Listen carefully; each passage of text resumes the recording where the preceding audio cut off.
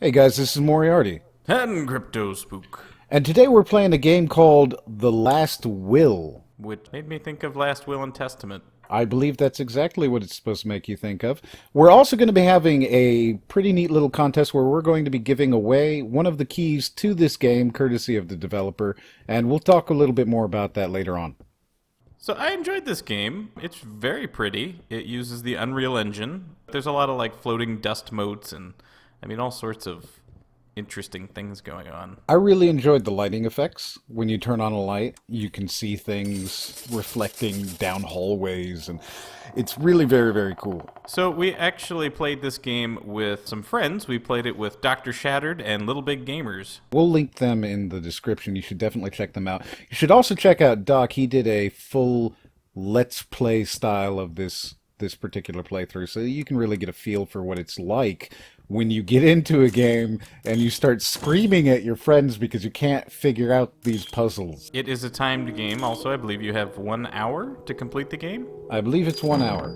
We actually did not manage to complete the game the first playthrough in an hour. Jeez, man, it took us like 50 minutes to get through the puzzle where you have to compare things and write letters out. It's very complicated. I know there's like a hint system in the game. Yes, there are many hints. We did not use them. We didn't The use hell them. with that. We're intelligent gentlemen. We almost beat the game without the hints. We did beat the game without the hints the second playthrough, but unfortunately the puzzles did not change on that second playthrough, and that's what allowed us to get through the whole thing in record-setting time. I think it took us 6 minutes, 7 minutes to beat it the second way through, simply because we knew what we were doing. But just for clarification, it took us an hour to get through it the first time, not knowing what we were doing. And we ended up actually losing the game seconds before completing it. Yep, it was very depressing. A lot of that had to do with certain people like Dr. Shattered, who would not stop picking up all of the pieces Right? If you're going to play the game, make sure you're playing it with people who you want to yell at. you like. People you want to yell at.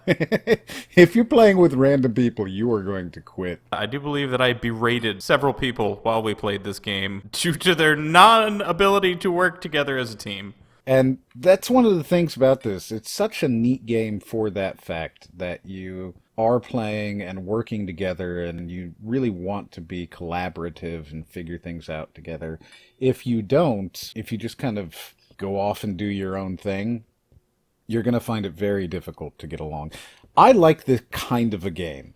I like the fact that it is non-combat based. It is collaborative. It's cooperative. You get to really work with your friends. There's lots of different puzzles. We didn't even get to see all of the different puzzles because it only shows you 5 in a playthrough, and I believe there are 9 in the first episode.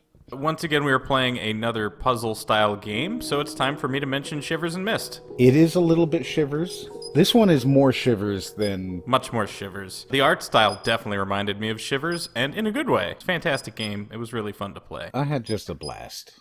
Until I didn't have a blast. But then I had a blast after. Until you and Doc were just arguing with each other for like 10 minutes straight, and then everybody started getting pissy. It will happen. If you've got 3 friends, if you're sitting there going, man, this would be really cool if I could get Bobby and Bill and Joe in, then go do it. Because that's what this experience is best at, is you and a couple of your friends sitting there and getting angry at each other and running off into other rooms and purposefully trolling each other and figuring things out, and the sense of accomplishment when you guys are able to finally go, oh my god, that's what this puzzle is, I get it. And you put it all together, and then the door opens up, and you just have this feeling of, oh my god, I can't believe we did it, man. I certainly remember quite a few instances where I did not suspect the answer to the puzzle to be as simple as it was, and sometimes you thought it was going to be easy, and then it turned out to be ridiculously difficult. There is one puzzle where you have to take several different patterns on 3 different rooms' walls and combine them into letters. And that was so incredibly difficult and so incredibly rewarding at the same time. The first 2 puzzles that we ran through, I had no idea what the hell we were doing. I was completely lost.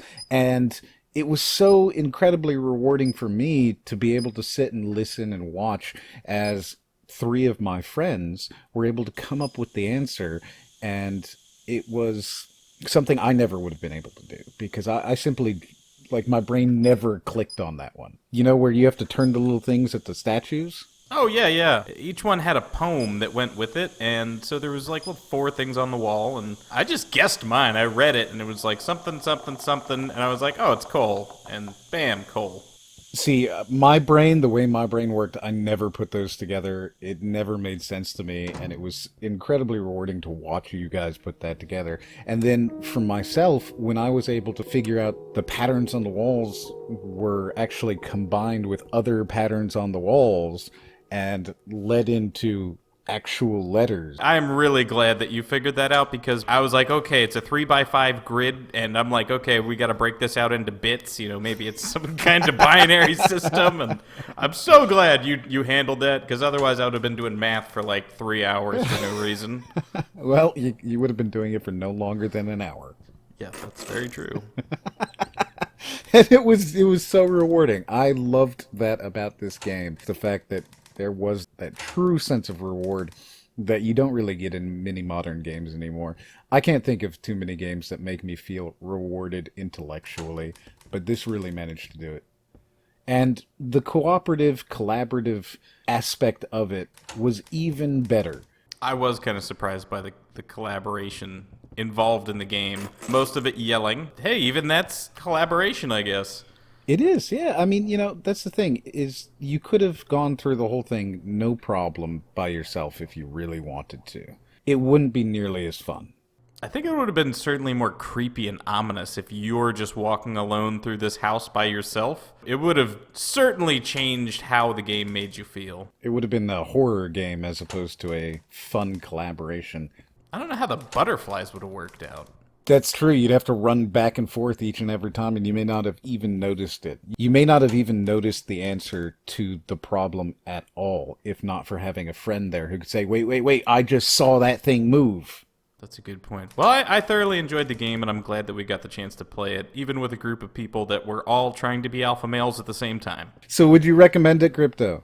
I would recommend it. It's a good play. I recommend it as well. I think it was a lot of fun. If you like it, then you should definitely pick it up. If you think you're going to have fun with it, you should definitely pick it up. But if you want to pick it up and you don't want to pay for it, we do have a giveaway! And that is courtesy of the developers.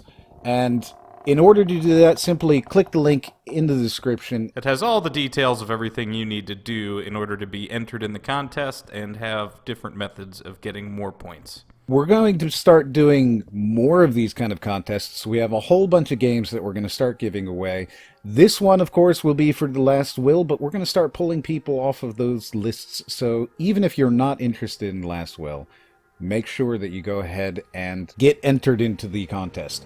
Alright guys, well that was Last Will and Testament. So if you liked it, give us a like. If you disliked it, don't like it. And we will see you in the comments below. Until the next one.